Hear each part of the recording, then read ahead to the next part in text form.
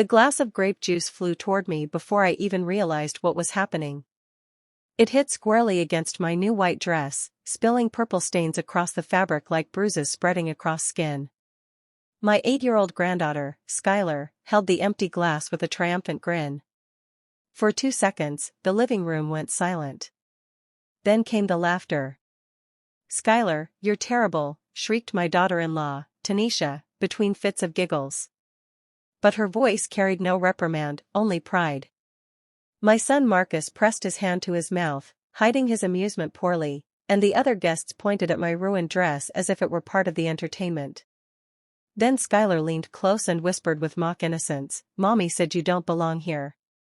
Her words were knives wrapped in sugar, and the way Tanisha continued serving cake, smiling smugly, not denying a thing, told me exactly who had sharpened those blades. I sat frozen in that uncomfortable chair, juice soaking through the fabric I had bought with money I couldn't afford. $150 for one chance to look presentable, to feel worthy, to hope my family might treat me with respect. Foolish hope. When I rose, my legs trembled, but I held my head high. I would not let them see me break. I walked to the kitchen in silence, pretending to search for towels while the laughter and music behind me grew louder, like a celebration of my humiliation. And in that small kitchen, wiping uselessly at the stains, a truth settled inside me heavier than any grief I had carried before: they didn't want me. They never had. It had been years of small cruelties. The invitations sent last minute, as if I were an afterthought. My homemade dishes ignored while store-bought meals were praised. The birthdays were my gifts, bought with grocery money, were treated like obligations while Tanisha's presents were paraded with delight. The school events where I sat alone in the back row, excluded from family photos. Christmases where I spent months saving for thoughtful gifts, only to receive their discarded leftovers in return. And the money, oh, the endless money. After Robert, my husband, died, Marcus had come to me with pleading eyes. "Mom, I need $5,000. Just until I get back on my feet." Grief blinded me then, and I gave him Robert's insurance money. Months turned into years, and every new emergency, credit cards, rent deposits, car repairs, pulled me deeper into debt. When they wanted a house, I co-signed the loan. When they fell behind, I emptied my savings. When Tanisha wanted a new kitchen, I worked night shifts until my back ached, only to discover they had thrown a party in my kitchen without even inviting me. Each time, I told myself I was helping.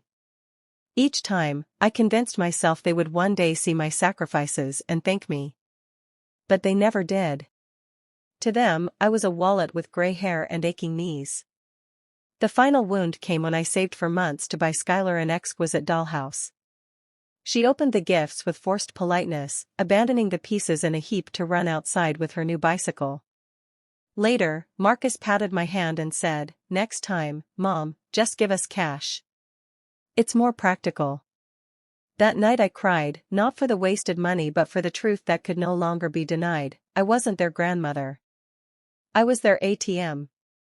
The grape juice incident broke the last piece of me still willing to believe otherwise. When I left their house that evening, no one noticed. No one asked if I was okay. The night air was cold, but inside me something colder stirred: determination. I sat in my car and stared at the woman in the mirror. No tears, no begging, no self-pity. Just ice. For the first time in years, I wasn't afraid of being alone. I was afraid of what would happen if I didn't act. Monday morning, I gathered every receipt, contract, and transfer slip I had saved. The total shocked even me: more than $43,000 I had poured into keeping Marcus and Tanisha afloat. At 9 o'clock sharp, I called attorney Silas Jenkins. "Silas," I said, my voice steady, "I want to withdraw as co-signer on Marcus's mortgage." He hesitated. "Estelle, are you certain? The bank may foreclose." "Good," I said coldly. "That is exactly what I want." Next, I called the bank itself. Mr. Sterling, the loan officer, nearly choked when I asked about removing my name. "But Miss Dri, you've always—" "Not anymore," I interrupted. "From now on, their debts are their own." When I hung up, I felt lighter than I had in years. For decades, I had been invisible. For decades, I had mistaken being used for being loved. But that old Essie was gone. The new Essie was done waiting for gratitude. Done begging for scraps of affection. Done bleeding herself dry for people who only laughed when she bled. As I sat by the window that night, looking at the city lights, I realized something beautiful. I was finally free. My family may lose their house. They may lose their vacations, their lessons, their luxuries. But what they had truly lost was me, the woman who held them up all these years, the woman they mocked, the woman they thought would never walk away. And as for me? I had lost nothing.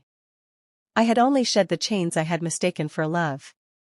For the first time in decades, I could breathe. For the first time, I was alive.